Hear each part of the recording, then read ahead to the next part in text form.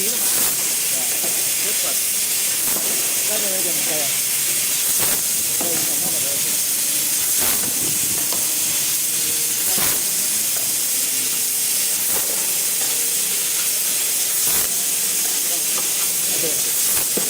Nó phải tiết kiệm ra những cái hàng chắc chắn. 960 đoạn này, 920 2 triệu. 2 triệu. 260.000 một cây. Mua là ra